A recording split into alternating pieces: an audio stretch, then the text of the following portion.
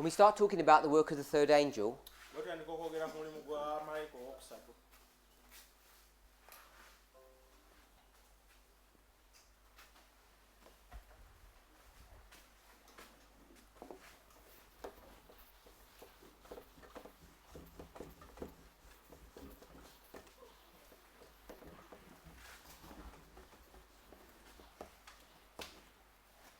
questions begin to arise in the minds of people.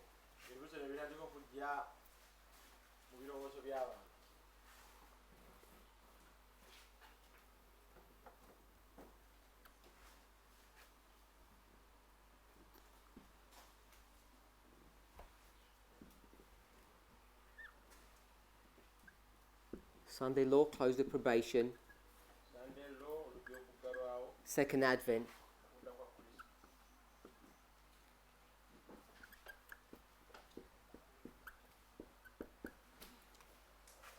As soon as we start placing the third angel, as we discussed this morning in Great Controversy 608,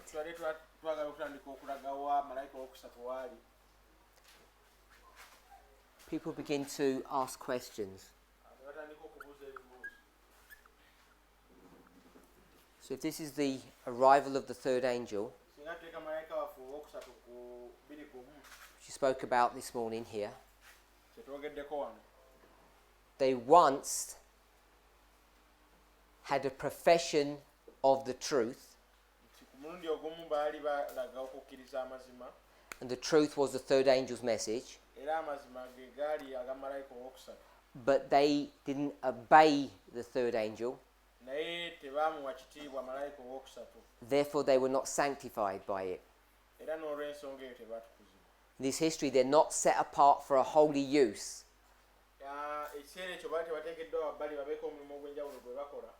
So in the context of the Sunday law, the holy use happens when?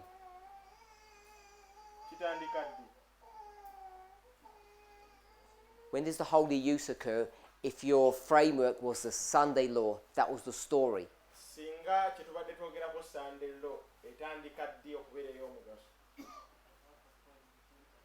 Sorry? When would it happen? Not what it would look like. When would the work happen if they had been sanctified, set apart for the holy use? When would the holy use happen?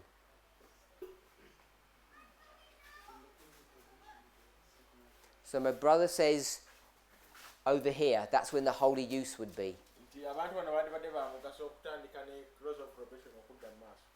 Anyone else? Sorry? 9/11. So here they've been sanctified. They've been set apart for holy use. And what is the holy use? What's the holy job function? Teach. When? When the framework is the Sunday law story, this one. When do you go to do the work? Second Advent. Way over here.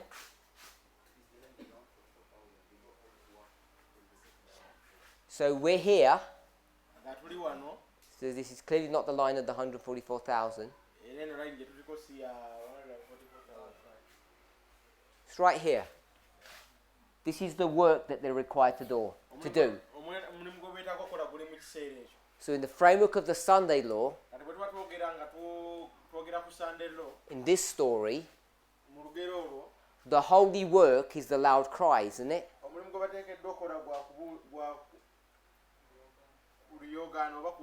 So this is a preparation. You're going to be set apart to do this work. If we're okay with expressing it that way. So in the framework of Matthew 13, where is the holy work now? Or the holy use?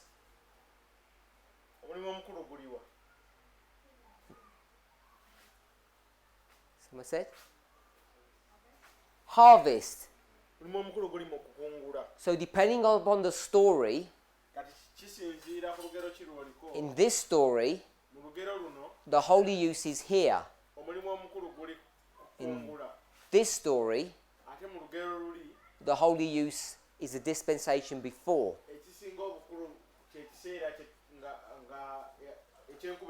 So in Matthew 13, what is the holy use? If we agreed here, the holy use is to teach or to call the people out. If we can conceptualize it that way. What's the holy use in this story when it's here?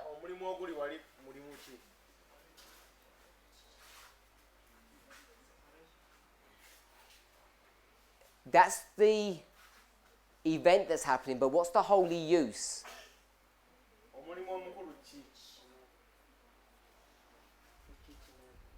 Sorry? Teaching.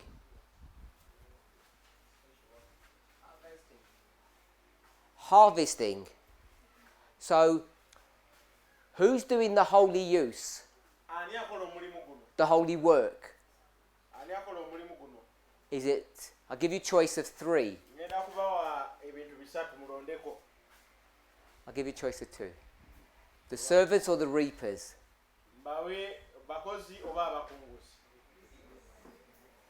Neither.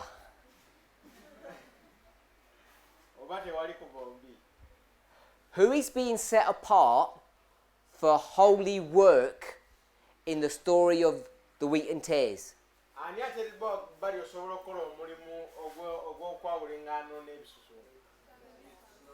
The wheat, not the servants. Servants aren't there being set apart for a holy use. So we've got the dispensation harvest. We've got the symbology, the wheat. So what is the holy use?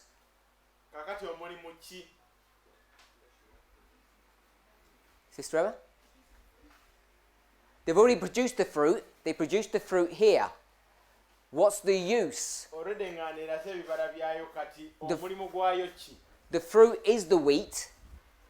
If we're going to say that it's not just the plant itself.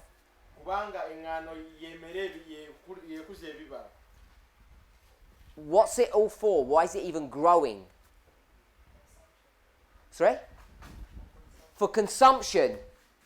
To feed people. So the holy use here in the harvest is to feed people. You convert it into bread. So depending upon the story, whether it's Daniel 11 or Matthew 13, you can go to the same history. These 2 dispensations, and you end up coming with completely different scenarios. The holy use is a different dispensation.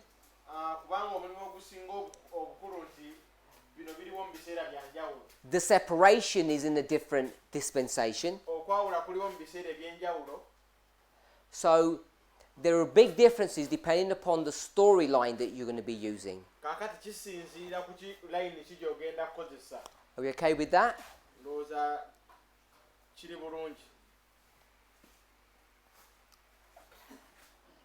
So, are there any questions on what we've discussed so far?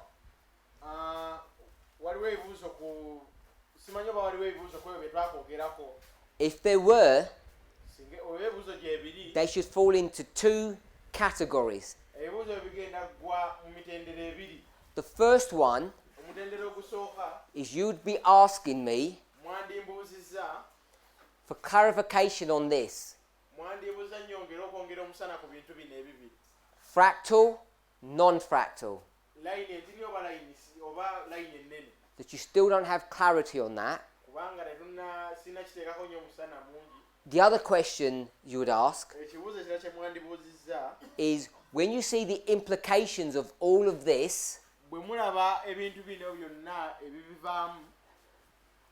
that may challenge your current understanding of what is going to happen in this history. It might challenge it, which means you might think that this is wrong, or you realize that your position is wrong. Then you might ask this question of, how did you get to this wrong conclusion? So there should be two series of questions, if there are any. The first, I still don't understand how this is working. Or I don't understand how this is working. Or I don't understand how sometimes you fractalize and sometimes you don't. The second question that we would have, which may not be a singular question, would be, this looks different to what I expected. The moving of the third angel. Because all the questions would be about the third, not the first or the second. So it'd be challenging your position, your understanding of the work of that angel. So they're the questions that I would expect to have asked if things are not clear. So I don't know if anybody has questions. If not, someone's given me a written question.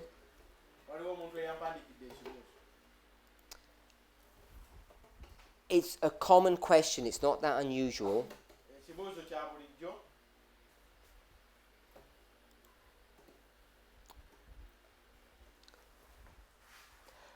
When we began to understand or began to explore the work of the third angel,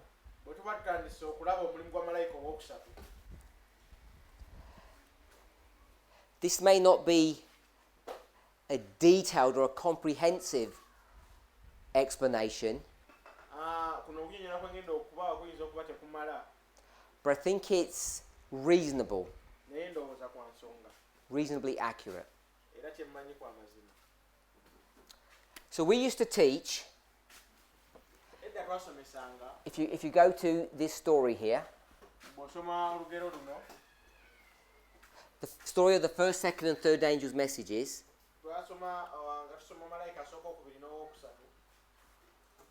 that there was a distinction between the first two and the third.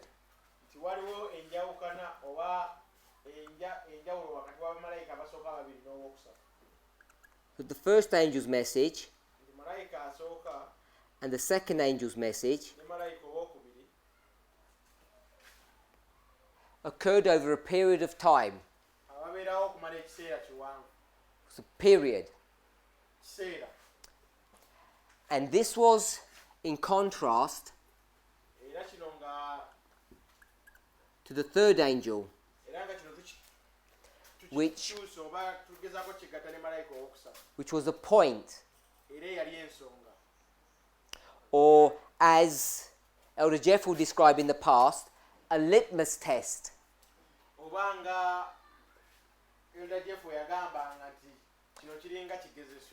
Litmus test, it's named after a scientist. You dip specially treated paper into a liquid and it changes colour. Another example he might give is a pregnancy test.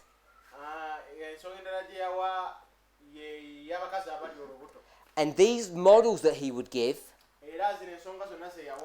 were to illustrate that the third test was a point in time which was different to the first two.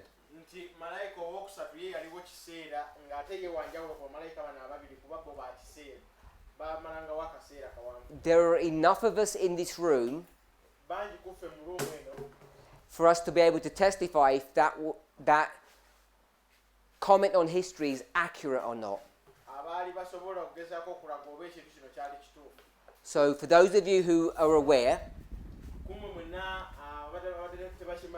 is that an accurate representation?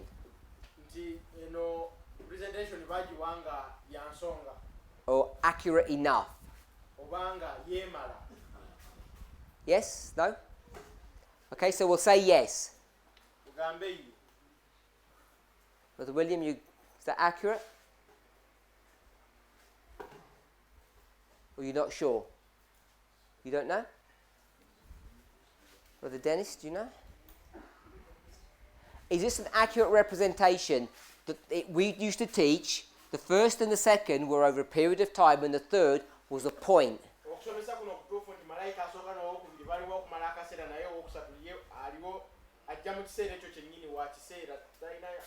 And it would be described as a litmus or a pregnancy test. It would tell you on the spot, straight away, if something was, whatever the situation was, whether it was this thing or that, right or wrong, saved or lost.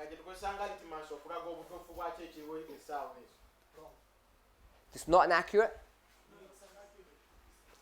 It is accurate or not? Sorry? I'm not asking what we're currently understanding. I'm saying what we understood years ago. Yes? Okay. So I think this is an accurate representation.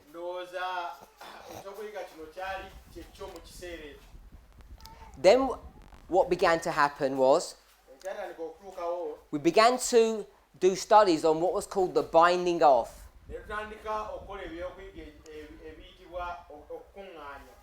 Binding off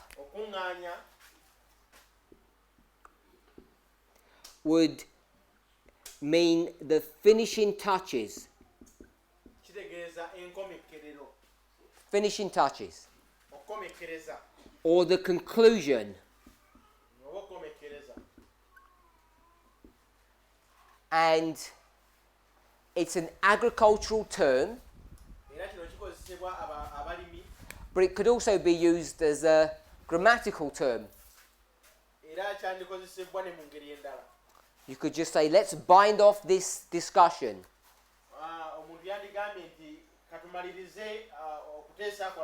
Normally we'd say, let's conclude the discussion. So when we started looking at this,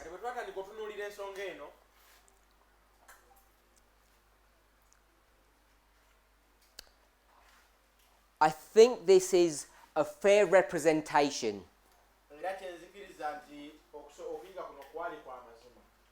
It may not have been exactly these steps or this logic. In this story, just take it at a generic level. What's this way, Mark?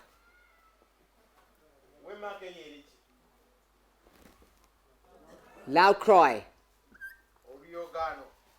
Today I would say the loud cry here, and here what would we call it? So I'm saying this is an approximation, I'm not saying it's definitive. The loud cry for the world, midnight cry for the church. So here we are. This is the midnight cry.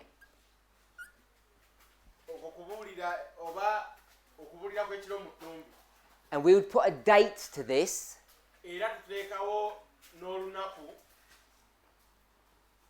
August 44. And if that was the cry at midnight, midnight cry, what would precede that? What come before it? Proceed, come before. Midnight. So the Sunday law would be midnight, which would be July 44.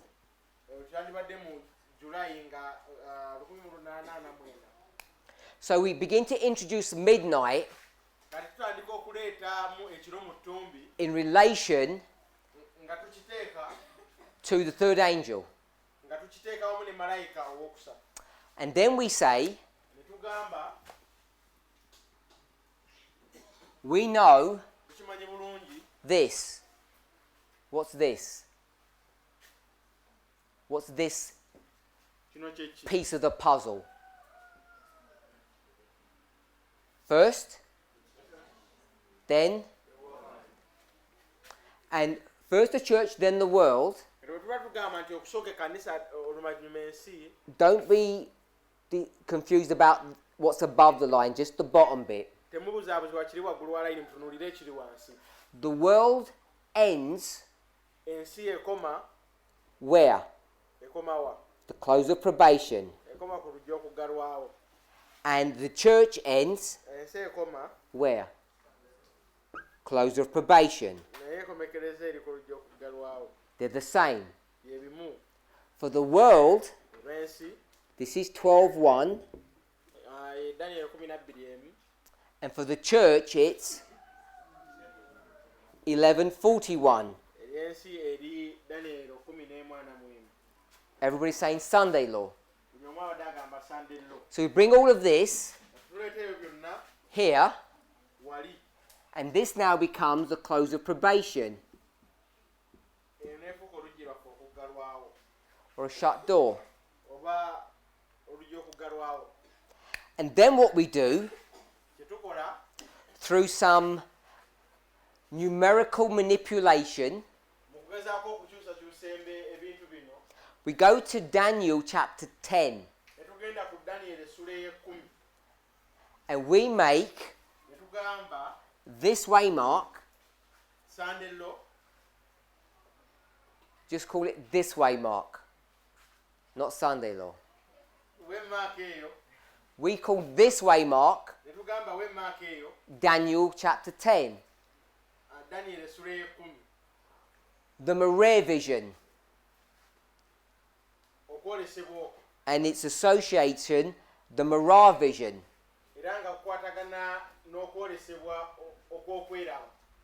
We do that based upon what? Proof texting.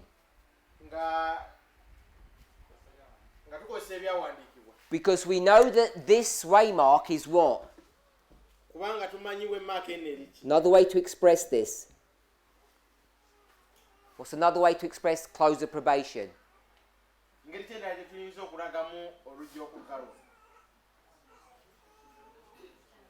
So if you're going to speak, shout, because I had 3 voices at once. First person, shout, it's your opportunity. No, I'm not looking for a verse. This is a shut door message. So if this is a shut door, this is a shut door. And where do you see a shut door message in the book of Daniel? Chapter 8. There's a shut door message. Daniel 8, 13, 14. So the shut door message takes you to where? October 22nd, 1844. Are we okay with that? I'm trying to trace us through the logic of where we began, litmus test,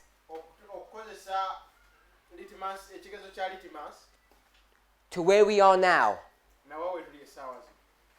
We start off with this. We recognize that Sunday law is midnight, July, close of probation.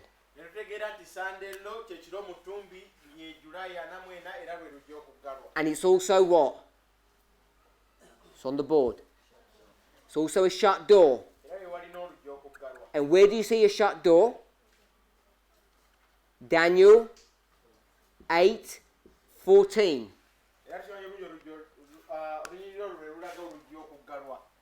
We're okay with those steps. Then what we say is this. Verse 13 says what? 8:13 says what? How long is the vision?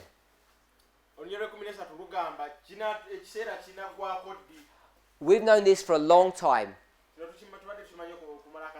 I think I've known it for more than a decade now. But it becomes an issue about 3 years ago. 2016. 3.5, that kind of time. What becomes an issue around 3.5 years ago? I've given you the clue. Speak louder.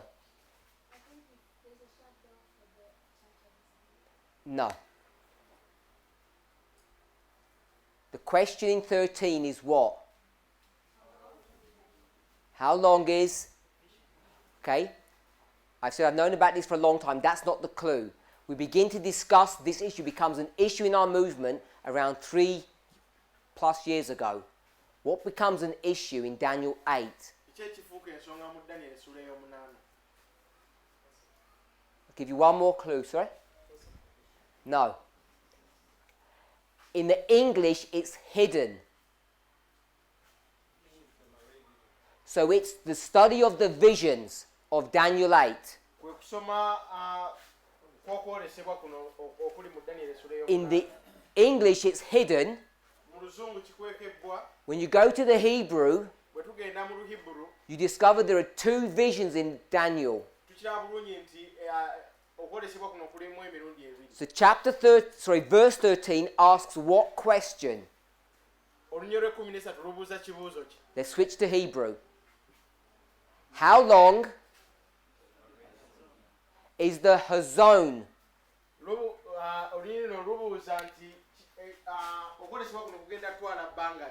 And the answer is 2,300 days. This is what he sees. And then what happens? In 13, he hears. The clues begin to come to the surface. Verse 13 becomes a different vision.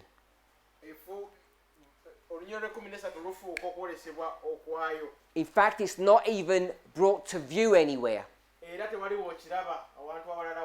There's no verses that deal with it. The conversation itself is not the vision.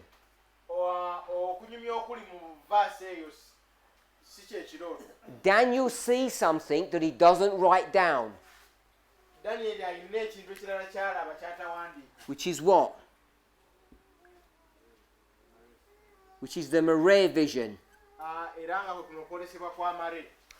And one word. What is the Mare vision?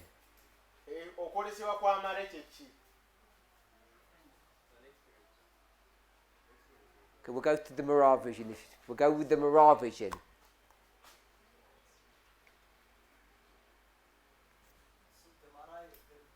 One word.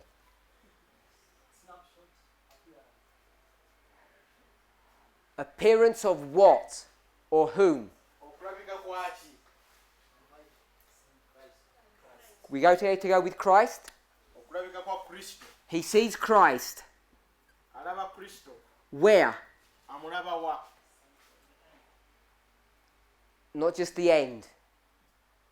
It's in the sanctuary. He has a vision of Christ in the sanctuary. Afuna okwolesebwa kwa Kristo ng'ali mu kifo ekitukuvu. And not just any time in the sanctuary. Ate si kiseera kyonna mu kifo ekitukuvu. On the Day of Atonement. Ku lunaku On that night, day experience. kwolwo olunaku olw'okusonyiyibwako. So this is not a study on Daniel 8. Kati siri mu kusomesa Daniel essula ey'omunaana. He sees this, Alaba ekirooto kino and what is this vision associated with? era ekirooto kye kikwataganyizibwa naki? Nothing that we've just said now. We said a few minutes ago. Sorry? No, we said not that bit. That's this one. That's the 2300s. What's this one associated with? What's this one associated with? It's the shut door message. Kikwatagana n'oluggi okuggalwawo. Because it's which year? October 44. Kubanga kikwatagana n'oluggi okuggalwa mu October 4. The door that Christ opens and shuts, no one can change. Oluggi Kristo lwaggula n'aggala tewali n'omu ayinza kikyusa ekyo. Are we okay with that? Tuli ffenna. So we're going to go from Daniel 8, the Mare vision. Nga tugenda kugenda mu Daniel essuula ey'omunaana nga tulaba ekirooto kya Mare. A vision of Christ. Okwolesebwa kwa Kristo. And he doesn't understand. Era n'atakitegeera. So when does he begin to understand? Atandika kutegeerera wa? When he sees who? When he sees? Not Gabriel. When he sees? Who? When he sees Christ. When does he next see Christ? Atandika okutegeera ng'alabye Kristo. Ddi bw'alaba Kristo? Chapter 10. Essuula ey'ekkumi. He has, or he sees the Mare. Abadde alaba Mare. ekirooto kya Mare. He sees the Mare and he has the Mare experience. Abadde alaba ekirooto kya Mare ate n'afuna okuyita mu kwamara. So chapter 10 Kati essuula ey'ekkumi becomes the shut door message. efuuka obubaka obw'oluggi okuggalwawo. The shut door message is here, Oluggi okuggalwawo luli awo and it's the third angel's message. era nga bwe bubaka bwa malayika owokusatu. So we'll put the third angel here. Era kanteeke wano malayika owokusatu. Take that out. So we've got the third angel's message, which is the shut door message. Kati tufunye obubaka bwa malayika owokusatu ate nga bwe bubaka obw'oluggi okuggalwawo. And how long is the Day of Atonement? Kati olunaku lwoli okusonyiyibwako A point or a period? Point or a period? So point, not a period. olunaku lw'okusonyiyibwako terutwala kiseera lunaku lumu. You have 365 periods, Oyina ennaku 360 and it occurs on one period. era ne kituukawo mu lunaku lumu mwezi ennaku. One day, one period. It's a point. Mu lunaku lumu mu kiseera kye kimu. Mu kiseera kimu. Let me rephrase that. You have 365 points, not periods. Oyina points 365. So Daniel 8:14 becomes a point. Daniel essuula ey'omunaana efuuka point. You can prove that in Daniel 8. Osobola okikola ekyo ng'otunuulira Daniel essuula. So in Daniel 10, Kati mu Daniel essuula ey'ekkumi and everything's good, we've got this point. buli kimu kitambudde bulungi kubanga tufunye point. And then what's the new discovery in Daniel 10, where now you've gone from Daniel 8, a point, and now you're in Daniel 10. It's the Mare vision. It's seeing Christ in the most holy place, and what confronts us? Kati tutunuulidde Daniel essuula ey'omunaana ntulaba nti point. Ne tugenda ku Daniel essuula ey'ekkumi ntulaba nga waliyo okwolesebwa kwa mirundi ebiri. Tulina Mara nga tulina ne Mare. What's his experience in Daniel 10? He collapses, he dies. And how's he going to be fixed? 3 touches. Tulaba bulungi Daniel bw'alaba Kristo agwa wansi n'asirika era okudda engulu addizibwawo mu mitendera gya mirundi 3. As soon as you say 3, Kasita ogamba emirundi 3, You switch from what to what? ova ku kino ddawa From a point to a period. ova ku point nodda ku period. So now we're confronted in the movement that this is not a point. Kati twategeera mugendo gwaffe nti eno tekyali point. And in our ignorance, Mu butategeera bwaffe when we started dealing with point and period, bwe twatandika okukwasaganya ebintu point n'ekiseera, I don't want to criticize, saagala kugezaako kunenya, but we did come up with some unusual ideas, naye twavaayo n'endowooza ez'enjawulo. like time dilation. Okugeza nga kubala obudde, Now, I don't think sisuubira time dilation is a good explanation of what's going on here. okunnyonnyola obudde kwandibadde okunnyonnyola okutuufu we tutuuka ku malayika owokusatu. There is no message whatsoever Tewaliwo bubaka bwa ngeri yonna that Future for America are now giving Future for America kati bwewo that ever speaks of anything as being a point. kati bwewange egamba nti kati point. When we were ignorant on these issues, Era twali tetutegeera nsonga zino, we were grappling with these things and we tried to reconcile. twali tugezaako olwana nabyo. So we get to a place where it's a period of time. Katutuuka ekiseera nga waliwo ekiseera. So that's how we've got to the place Kati awo we tutuuse where we're now dealing with this period of time. nga kati tulina okukwata tulina okusoma ekiseera ky'obudde. So the model changes Ne kikyuka and we have the third angel's message. ne tubeera ne malayika owokusatu. And this is where we began to experience problems. Kati awo we twatandikira okufunira obuzibu. Because what we then did was, Kubanga kye twakola kati we knew where that was.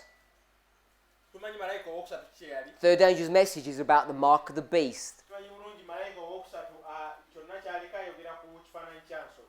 And we know it's what waymark? Sunday law. Era tukimanyi bulungi nti eno Sunday law. So we start placing the third angel's message in a period of time Kati tutandika okuteeka malayika owokusatu nga tumuteeka mu kiseera from the Sunday law okuva ku Sunday law to the close of probation. omutuusa ku luggi okuggalwawo. We go from 3A Nga tuva ku malayika owokusatu to 3E. tuva ku malayika owokusatu wajjira ne tugenda waabwewo amaanyi. Now when we're doing all of this, Kati ensonga lwaki tukola ebintu bino byonna, many of the teachers abasomesa abasinga are not actually explaining what they're doing. They just draw things without actually drawing a conclusion or coming to a conclusion. abasomesa abasinga bakuba bukumi layini ne bannyonnyola naye tebalaga nnyo lwaki bakuba layini bwe batyo. So this modeling can be delivered to the movement and no one questions. Kati ensonga eno esobola okujja mu mugendo gwaffe era ne watabaawo n'omu asobola gwakujulizi lwaki tukola bwe tuti. Because there's no explanation, there's nothing to question. Kubanga tewali kunnyonnyola kuliwo nnyo era kyobulaba tewali bibuuzo. So let's question. Kati katwebuuze ekibuuzo. If you were to do this, Bw'oba oli wakola kintu ekyo, where would you be marking the end of the third angel's work? kati malayika owookusatu wandimutaddewa waakomekereza omulimu. Someone says COP, Waliwo agambye olujja okuggalwawo, someone says second advent. omulala agambye okudda kwa Kristo. So what we do Kati kye tukola as unfaithful Bible students, abasomi ba Bayibuli abatali balungi, unfaithful? We go to early writings, page 118. kati nga tugenda ku kitabo kya The Writings olupapula 118, I saw the work of the third angel. agamba nalaba omulimu gwa malayika owookusatu.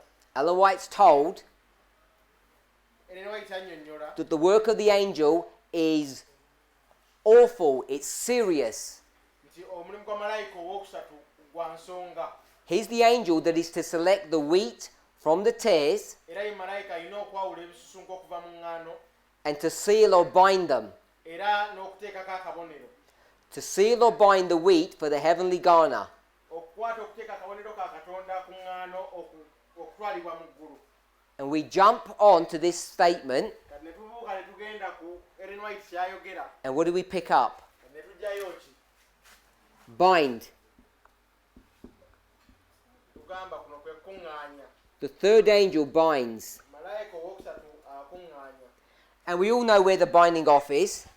era tumanyi bulungi okuŋŋaanya ki kyekitegeeza It's the finishing work or the closing work, isn't it? gwe mulimu ogukomekkereza. And if it's the finishing work, Era bwekuba nga gwe mulimu ogukomekkereza and there's only 3 steps to this work, era nga waliwo engeri 3 ez'omulimu guno has to be the third angel. ateekwa kuba malayika waakusatu So the binding off has to be the third angel. era malayika akuŋŋaanya ye malayika owookusatu. And here, Ellen White gives a proof text for that.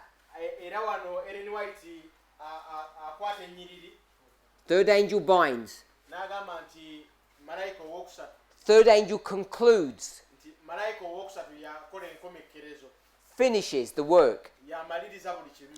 And where is the work finished? Kati omulimu guggweerako wa Here, omulimu guggweerawo wakati in the harvest. dispensation eyo nga tuli mu makungula. So what we're forced to do Kati kye twakatibwa okukola is to take the third angel kati kwe kukwata malayika owookusatu and extend it ne tumwongerayo to the second advent, okumutuusa ku kudda kwa Kristo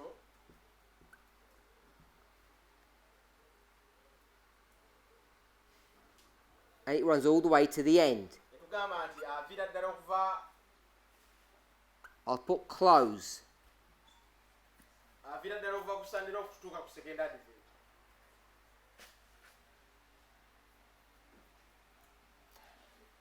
And this is where problems begin. Kati wano obuzibu bwe bujjira. People are not reading carefully. Abantu tebasoma bulungi. Everything seems to fit, Buli kimu kyonna ne kirabika nga kijjawo bulungi until we begin to look carefully. okutuusa bwe tutandika okutunuulira ddala obulungi. And I want to make an observation now. Era nina kye njagala okubategeeza kati. This is one of the most fundamental problems with this movement. Era kati bwe buzibu bwe tukyasinza okubeera nabwo ng'omugendo. Today, Olunaku lwa leero what's the argument? okukaayana kuli kutya. When we first began to study this issue here, Bwe twatandika okusoma ku Bafalisaayo n'Abasaddukaayo, we went to which portion of Scripture? twagenda wa Luke 10, 25 into 26. twagenda ne tusoma Luka essula y'ekkumi okuva ku 25 okutuuka ku 26. The question is, how do we read? Ekibuuzo nga kiri nti osoma otya. Worse than that, Ekisinga obubi ku ekyo what do we read? tusoma kiki kye tusoma And what do we discover that we're reading? era kiki kye tujjamu ebyo bye tusoma. What rule are we breaking? Tumenya tteeka ki. Rule number 5. Tumenya etteeka eryokutaano. And which part of the rule are we breaking? Kati ku tteeka eryo tumenyawo kitundu ki. We are following teachers Tugoberera abasomesa who are either guessing abageesinga or have got their own creed. abalina ebirowoozo byabwe. We won't accuse our brethren Tetugenda like our brother did. We don't want to do that. We'll give them the benefit of the doubt. They weren't prideful. So, what we do is we guess. kye tukola kwe kuteebereza. And what should we be doing? Ate nga kituteekeddwa okukola ki? Following the Bible. Kugoberera Bayibuli. Why? Because it's a rule or a law unto itself. Tuteekeddwa okugoberera Bayibuli kubanga yo tteeka gy'eri. Practically what that means is Kye kitegeeza nti we should go tuteeka okugenda from the big line okuva ku layini ennene to the smaller. tugende ku layini entini. Is that correct? kituufu Do we agree with that? So, kikkiriza obviously, no. We shouldn't agree with that tetuteekeddwa kukkiriziganya nakyo because this was a sectarian creed. kubanga kino zaali ndowooza z'abantu This is not found in inspiration. kubanga bino tebiri mu mwoyo wa bunnabbi And the sooner we admit this, kati ekyo kasita tukikkiriza the sooner we can come into unity with one another and with the Spirit. kati awo tutandikira okukwatagana n'abooluganda wamu n'omwoyo w'obunnabbi Now you would think, kati wandirowoozezza after thousands of hours of material, kati oluvannyuma lw'enkumi n'enkumi z'ebintu a plain exposition on the issues, okunnyonnyola okutuufu ku nsonga zino that even if FFA disagreed with us on some issues, kati nga newankubadde FFA tekwatagana naffe ku nsonga ezimu they'd agree on some fundamental points. ebimu ku byo bakkiriziganya nabyo That this is a sectarian creed era bakkiriza nti kino kyali ndowooza y'abantu because it's not found in inspiration. kubanga tekiri mu mwoyo wa bunnabbi You can squirm. You can try to slither out of this problem, escape, kati oyinza okwagala okudduka okuva mu kizibu kino but you can't turn Life Sketches 411 into 911. naye toyinza kukwata akatabo ka life sketches 911 n'okakyusa n'okafuusa 911 You can't turn Testimonies to the Church, Volume 9, page 11, into 911. tosobola kukwata testimonies volume 9 olupapula 11 n'olukyusa n'olufuula 911 You cannot do that, tosobola kukikola honestly. nga tuli b'amazima tosobola And you cannot make 1989 the time of the end, era tosobola kufuula 1989 honestly. kiseera kya nkomekerero Because to do that kubanga okukikola ekyo stands in opposition to Luke chapter 10. kubanga bw'okikola kitegeeza owakanya olunyiriri lwa Luka essula 10 olunyiriri lwa 25 There is no thus saith the Lord for that. mu ekyo temuli bwatyo bw'ayogera Mukama This has to be what? 1798. kiteekeddwa kuba 1798 This is the line that we have been given. kubanga yeno gwe guno omusitale gwe tuweebwa And that's where our journey should always have begun, and it didn't. era awo ffenna olugendo lwaffe lwanditandikidde ate era si bwetutyo bwe lwali If it had, singa lwatandikira awo we would have remained in safety, twandisigadde tulina emirembe and we wouldn't have made the mistakes that we had. era tetwandikola ensobi kati zetukola Now, I don't say any of that as a criticism. kati ekyo soogera nga nnenya omuntu yenna God's ways are mysterious. kubanga engeri katonda gy'akolamu ebintu tetegeerekeka And I'm not arguing that he didn't lead us in this direction. era siri mu kuwakanya nti oba ye yatukulembera olugendo luno lwonna I think you can develop strong arguments to say that he led us in this way. era kyemmanyi osobola okuyimirirawo okusobola okuwa obukakafu nti katonda yabadde atukulembera So, we've come to a place, tutuuse because of our preconceived ideas nga olw'okuba tulina ebirowoozo byaffe of the binding off, nga tubiina kukuŋŋaanya Daniel 10, daniel essula y'ekkumi third angel's message, malayika owookusatu n'obubaka bwe early writings, page 118, ale writings olupapula 118 we developed this model. ne tutandika okuzimba engeri eyo And of course, era this stands in opposition kino kiwakanya to a plain, thus saith the Lord. kiwakanyiza ddala bw'atyo bw'ayogera Mukama And that is the problem that each of us is confronted with. era bwe buzibu ffenna bwe tusanga That we stand in opposition to his word tuwakanya ekigambo kya Katonda when we start discussing these issues. bwe tutandika okugezaako okukubaganya ebirowoozo ku nsonga zino Now, this material has been put out a number of times now. kati engeri zino ziteereddwayo emirundi egiwerako If you go to Spiritual Gifts Volume 1, bw'ogenda mu spiritual gifts volume esooka I'll give you the reference in early writings. nga ngenda bbawa ekyokulabirako mu ale writings EW 279. ogenda mu early writings 279 And also early writings, page 282.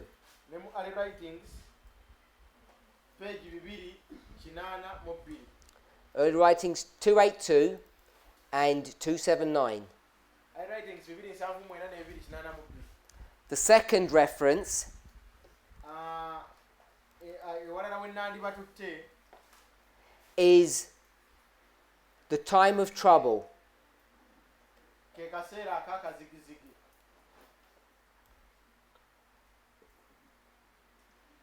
So, this is Jacob's time of trouble. Kano kaseera kakubonaabona aka Yakobo We're here. lyawo We could prove that. We could prove that, tusobola okukiraga but we're going to state it as a fact. naye tugenda kukiteekawo. And the chapter before is called The Third Message Closed.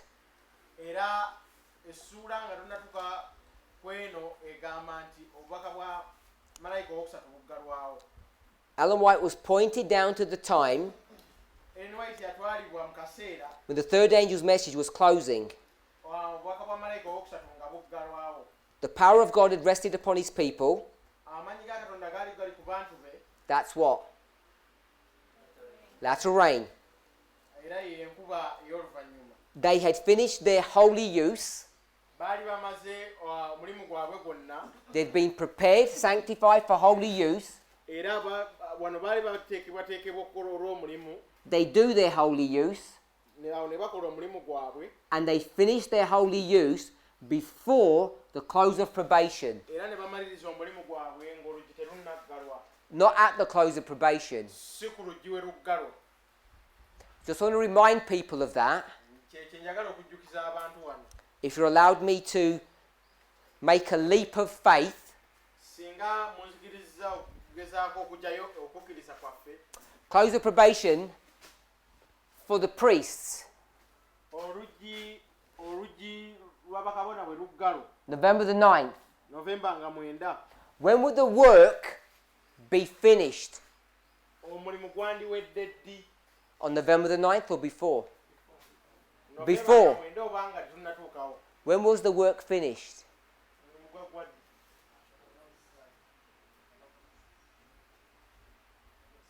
Give me the month. August 2019 at the International Camp Meeting. Omulimu gwaggwa mu August 2019. If you take the time to look at Elder Tessie's presentations, Bw'otwala okudde n'otunuulira presentations Elder Tess, post-August last year, ng'ovudde August omwaka oguwedde, she shows how the Midnight Cry message begins and ends. alaga engeri message y'oluyogaano mu ttumbi bw'etambula, The phrase she uses is bookend. era kyategeeza engeri gy'etandika n'engeri gy'ekoma. It's pointed to a time when the third angel's message was closing. Nga malayika owookusatu wamaliriza omulimu gwe, They had received the power baafuna amaanyi and they had finished their work era nga bamaze omulimu gwabwe, and were, I'm going to say, waiting. era nga balinda, They were prepared for the trying hour before them. era nga balinda ekigezo ekigenda okujja gye bali. They'd received the latter rain, Baafuna enkuba ey'oluvannyuma and the Living Testament had been revived. era ne bafuna n'obujulizi bwa Kristo. The great warning had been given, Era okulabula kwali kuweebweddwa, and everyone who would listen received the message. era buli omu eyawulirizanga yafuna obubaka. So the trying hour before them Kati ekigezeso ekyali kigenda okujja gye bali, is this event here, Jacob's time of trouble. we okujja ku Boss Time of Trouble, And she says era agamba the third angel's message is closing its work. nti malayika owookusatu aggalawo omulimu gwe. So where does the third angel finish its work? Kati malayika owookusatu amaliriza ddi omulimu gwe? Not the second advent, Si ku Second Advent, at the close of probation. wabula ku lujja okuggalwawo. So it actually looks like this. Era kifaanana bwe kiti. This is the close. Awo And the reason why people struggle with this era ensonga lwaki abantu bakyawakana nnyo n'ensonga eno is because they can't reconcile kubanga tebasobola kukikkiriza early writings 279 early writings 279 with early writings ne early writings page 118. olupapula 118 Because it says bind, kubanga agamba okuŋŋaanya and they associate binding in the closing of probation history. kubanga okuŋŋaanya bagamba kuliwo okuva mu kiseera kya close of probation. So the question I've been asked kati ekibuuzo ekibadde kibuuziddwa talks about sealing, selecting, binding, kibuuza ku kuŋŋaanya kuteekako akabonero and isn't that connected to the reapers of Matthew 13? ekyo tekikwatagana n'abakunguzi ab'amatayo 13 When Christ talks about the reapers there. kristo wayogera ku bakunguzi. Someone give us the verse.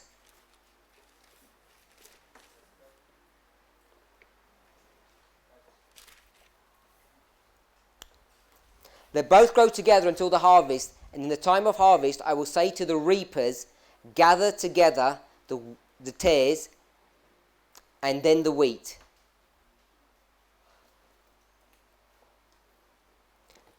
Verse 30, olunyiriri olwasatu all we want to see is the reapers. tetwagala okulabawo bwe bakunguzi It's the reapers that do this work. abakunguzi bwe bakola omulimu guno And here it seems to infer that the work of the third angel is the same as the work as the reapers. era wano agamba nti malayika owokusatu alina omulimu gwe gumu n'abakunguzi. And I think the misunderstanding era kyensuubira nti ekirategeerekeka is happening because of understanding of what binding means. yensonga lwaki tetutategeera ki okuŋŋaanya kye kitegeeza. When you bind, bw'okuŋŋaanya we read, tusomye if I can find it, ngezeeko okunoonya wano Testimonies to the Church, bwe twasomye testimonies to the church volume 8, volume 8 page 41. olupapula 41. Let's just go back there. tugezeeko ku diagram.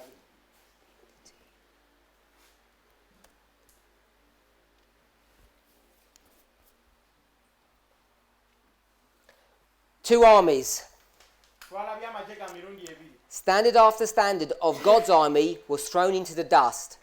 tulaba bulungi nti ababadde agali amagye ga kristo nga gasuulibwa ku ttaka. They leave God's army and join the enemy. bava kuva ku magye ga kristo ne bagenda okugenda ku magye g'omulabe.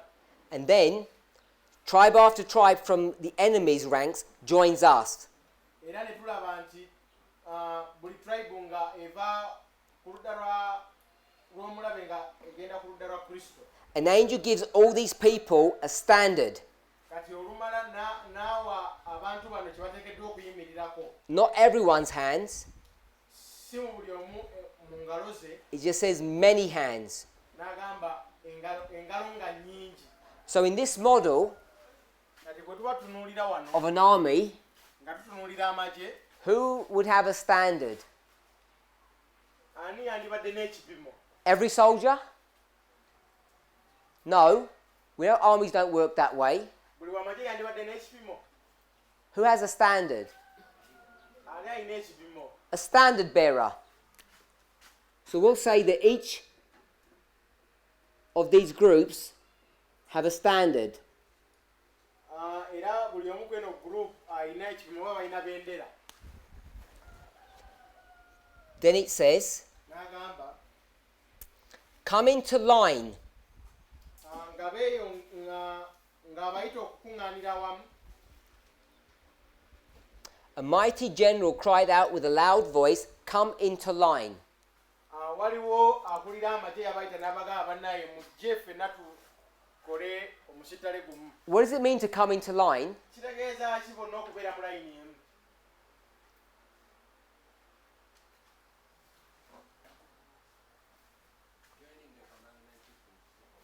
So Here are the commandment-keeping people, wano we wali abakuuma amateeka ga katonda a mess, abantu abangi abakuuma amateeka ga katonda and it says just join the mess. n'abagamba kati temukola mubeegatteko. Is that what it says? It says come into line. Abagamba mujje mwegatte mu kisiinde kino. What does that mean? Kitegeeza ki? It doesn't just mean join them. Tekitegeeza nti mujje mubeegatteko. I just said that, get into line. Tell me what that means. Order, organize. An army we just discussed, it organizes like this. Tubadde twogera ku magye ne tugamba nti gabeera gali organized bwe gatyo. Go check all the battles. Kubanga bagenda lwana ntalo. They have a left flank, Balina group.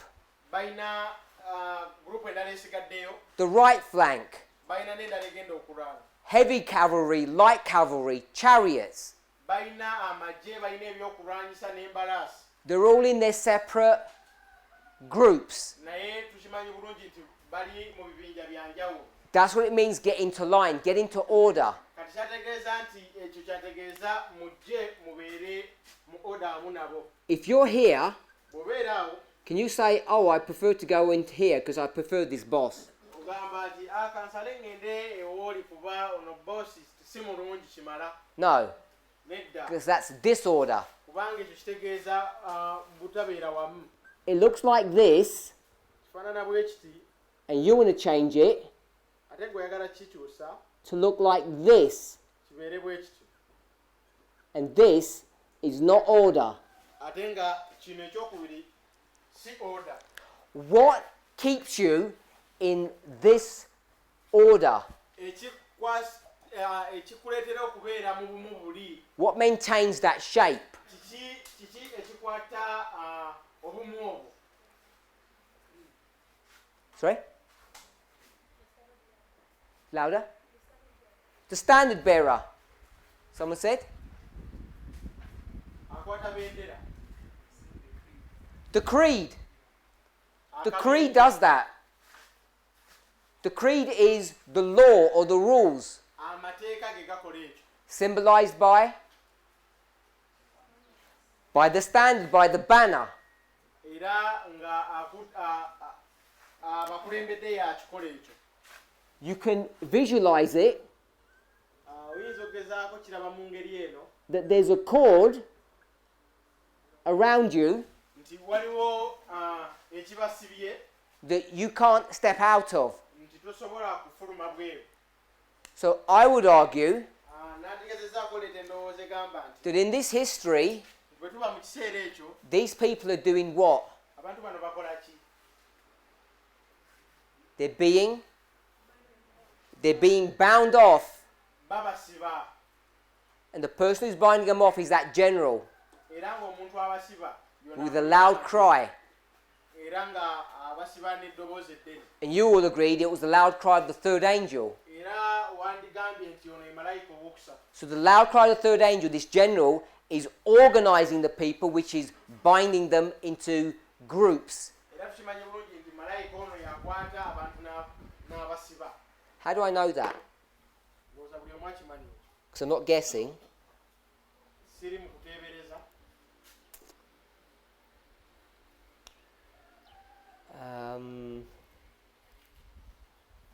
If you go to page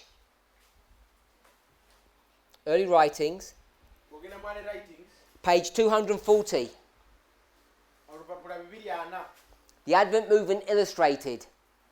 agamba nti omugendo gw'Abadiventi gulagibwa. The story starts in the period of darkness, Olugero luno lutandika mu kiseera eky'ekizikiza before the time of the end. nga obudde obw'ekiseera ky'ekkomero tebunnatuuka. What did we read here? Ate wano twasomye eki? Company. Twasomye ekibinja These are the companies. era bino bye bibinja. What keeps you in a company? Kiki ekikumira abantu mu bibinja? The standard, which is the creed. Tumanyi bulungi ekikumira abantu mu bibinja ge mateeka. You're either cavalry or infantry. oba oli mu cavalry oba infantry you have a place. olina woteekeddwa okubeera You're either the left flank or the right flank. either oli ku kono oba ku ddyo 240 paragraph 1. bw'osoma 240 olunyiriri olusooka I saw a number of companies that seemed to be bound together by cords. nalaba ebibinja bingi era nga bisibiddwa We'll stop there. nga tusooke tukomaawo What are we seeing? tulaba kiwano That there are companies, it's the same word, tulaba nti waliwo ebibinja ng'era bwe tulabye wano and they're all bound together era bonna basibiddwa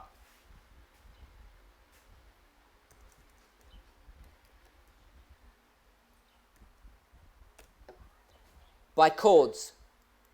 emiguwa If you drop down to 242, paragraph 1, bw'ogenda ku 242 olunyiriri olusooka can anybody remember where I did a study on this chapter and laid it out? waliwo ejjukira bwali twakolera ku ssuula eno Where? Kenya. Good. 2018, Kenya. I also did it in Brazil earlier in the year, I think. chapter eno twagikola mu kenya naye nagikolako ne brazil But I don't think it was recorded there. naye sijjukira oba bagirekodi 242, paragraph 1. bw'osoma 240 olunyiriri olusooka This, all I want to show here is we're in this reform line. We're not in this period here. We're not in the binding off here. kyenjagala okubalaga nti tuli mu kiseera kya kuŋŋaanyizibwa I read the introductory passage. You're here in the time of darkness, weesookedde okusoma nga tulaga tuli mu kiseera ky'ekizikiza and you're bound in companies. era mu bintu bibinja And now, without going into details, we're somewhere in this history. kati nga tunagenda nnyo wala era tuli awo mu byafaayo You can guess where. oyinza okugezaako teebereza wa Come out from among them and touch not the unclean. agamba baveemu abo era temukwata ku ekyo kitali kituukirivu Where are you? tuli wa Right here. tuli awo ku Laodicea awo In obedience to this voice, a large number broke the cords which bound them. bwe batuuka mu kiseera ekyo abantu bangi baamenya emiguwa egyali gibasibye They left the companies. era ne bava mu bibinja ebyo So here, kati bwe tutuuka wano in this history, mu kiseera ekyo she's given a different perspective now, ate alina ekintu ekirala ekyenjawulo kyaleese which we're not studying. kye tutasoma But all I want us to see, naye kyenjagala tulabe that there's a binding off of companies in this history. nti waliwo okusibibwa oba okuŋŋaanyizibwa kw'obubinja mu kiseera kyo In this story, mu lugero luno it says they break the cords which bound them. nti bamenya enjegereza ezaali zibasibye We'll drop down. tukkirira wansi The ministers and leading men were going around the companies and putting the cords back more tightly. kaakati abaali babakulira baminisita ne bagenda emiko gye baali bakulire ne bagenda ne baddamu bongere okugisiba And then coming down a bit more, bw'oyongera n'okkirira wansi there was another message to come out from among them. ne wabaawo enjiri endala ebuulirwa nti mubaveemu abo And it says individuals struggled for freedom and at last broke the cords that bound them. agamba nti abooluganda baalwana okulusa lwe baamenya enjegere ezaali zibasibye So all I want us to see, naye njagala mulabe without going into the study any deeper, nga tetugenze nnyo mu kusoma wala when Ellen White talks about the sealing, selecting and binding in early writings, page 118, Ellen White bw'aba ayogera mu kuteekako akabonero ne mu kulonda she's not talking about this history. tayogera okuva tayogerera mu kiseera ekyo She's actually talking about this history. ayogera mu kiseera kino okuva tusandira close of the This one here. okuva 2014 okutuuka 2011 In our line, it's 14 to 19. mu kiseera kyaffe 2014 And if you go back to the parable of Matthew 13, bw'oddayo ku lugero lwa Matayo essula 13 you will see that those servants ogenda kulaba nti abakozi bano seal, select, and bind. nti be bateekako akabonero be balonda era be bakuŋŋaanya. The third angel, the servants, are not the reapers. Nti malayika owookusatu n'abakozi si be bakunguzi. And of course, when you go to Revelation 14, Neyongerayo mu kubikulirwa 14 where does the third angel finish its work? malayika owookusatu amaliza ddi omulimu. Revelation 14. Which verse? Verse 12. Bw'otunuulira ku bikulirwa essula ya 14 olunyiriro lw'e 12 Verse 13. olunyiriro lw'e 13 I heard another voice from heaven, ne mpulira eddoboozi eddala eddene nga liva waggulu which makes a statement, era erikola eddoboozi and then you see the work of harvest. era n'olyoka olaba omulimu gw'okukungula. The work of harvest comes after the work of the third angel. Omulimu gw'okukungula gujja nga malayika owookusatu amaze okukola. So that was a question that I received, Ekyo ekibuuzo kye nafunye and I think it may have been a question that a number of people had. era kye mbadde mmanyi kibuuzo abantu bangi kye babadde nakyo. So the movement, people in the movement, Abantu abali mu mugendo have gone into early writings bagenze mu early writings and misplaced the work of the third angel. ne batateeka malayika wakusatu wateekeddwa okubeera.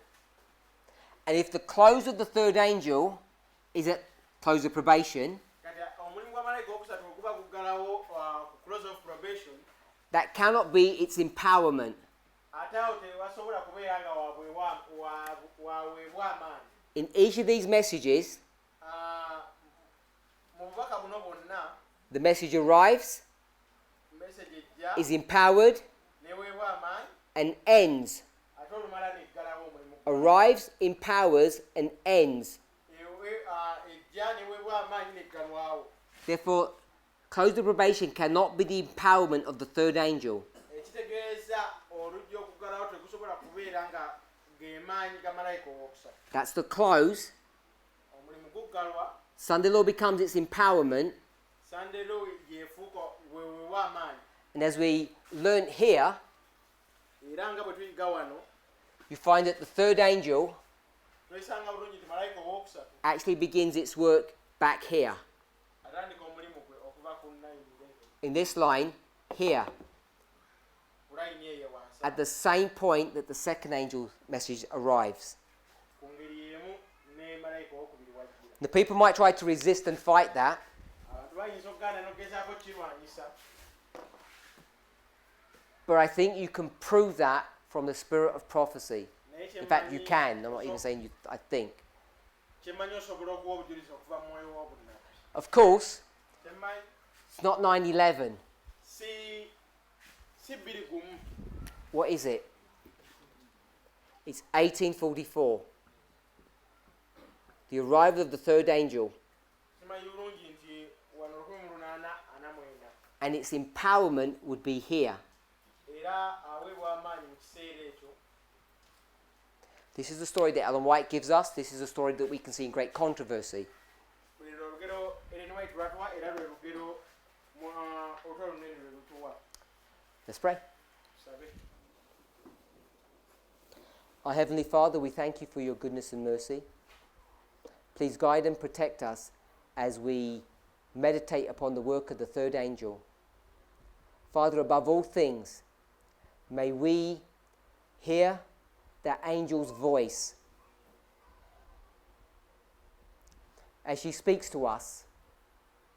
May we listen and not only have a profession of faith, but may we obey her word and be sanctified by the truth. Of course, we realize that as priests, this is all too late. Too little, too late. We know that that is 2 dispensations in the past. But here we find ourselves as the 144,000, still with an opportunity of accepting the work of the third angel and to be sanctified for it, to be prepared for holy use. May each of us enter into that work and be consecrated to it. We pray in Jesus' name.